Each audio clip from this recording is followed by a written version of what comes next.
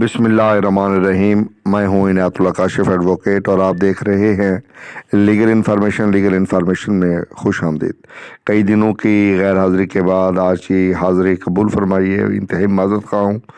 एक तो मेरी तबीयत ठीक नहीं थी और दूसरा सर पर इलेक्शन थे। आपको पता है कि वकला का जो मेगा इवेंट होता है वो उनका इलेक्शन डे होता है, तो इसलिए अल्लाह ताला के फजल से अल्लाह ने कामयाबी दी। हमारे जो प्रेसिडेंट के कैंडिडेट थे वो जीत गए और जो हमारे जनरल सेक्रेटरी के कैंडिडेट थे वो लूज़ कर गए, लेकिन अल्लाह ताला ने जितनी कामयाबी दी हम उस पर खुश हैं।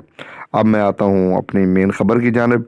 आज जनाब जो पिटीशन इस्लामाबाद हाई कोर्ट में चौधरी मोहम्मद अशरफ साहब ने और उनके साथियों ने की थी, वो जनाब रेगुलर लिस्ट में लग गई है और उसमें नोटिस हो गया है, केस फिक्स्ड हैं और ये केस जो है मिस्टर जस्टिस मोहसिन अख्तर कियानी साहब की अदालत में फिक्स हैं और ये जनाब कल 17 जनवरी को इन केसेस की समाअत होगी।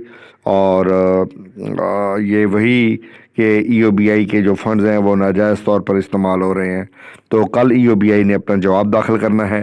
तो अल्लाह तबारक व तआला के करम से ये केस भी प्रोसीड हो रहा है और बतरीके ऐसन ये केस जो है वो प्रोसीड हो रहा है और इंशाअल्लाह आप देखेंगे कि इस केस के ज़रिए बहुत सारी जो EOBI के अंदर तबाहियाँ मची हुई थी वो काफ़ी हद तक कंट्रोल हो जाएंगी। EOBI का जो फंड्स नाजायज़ तौर पे इस्तेमाल हो रहा था वो रुक जाएगा। यही वो पिटीशन है जो चौधरी मोहम्मद अशरफ साहब और उनके साथियों अब्दुर्रहमान साहब और कचकोल खटक साहब और दीगर अहबाब जो है वो इसको चला रहे हैं इस्लामाबाद में।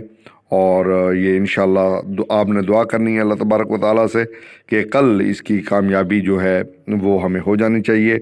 और इस मौका पर हम फ़ायदा उठाते हुए मिस नाहिद शाह दुरानी साहबा से भी रिक्वेस्ट करेंगे कि वो जो मज़दूरों की काज है उसके लिए जो है वो इस केस में मद्देनज़र रख के उसको चलें।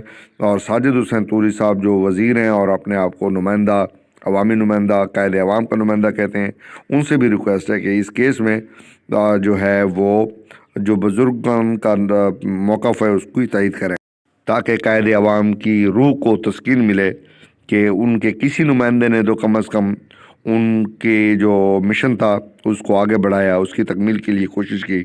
बुज़ुर्गों की आवाज़ यही है कि उनके मसाइल हल किए जाएँ।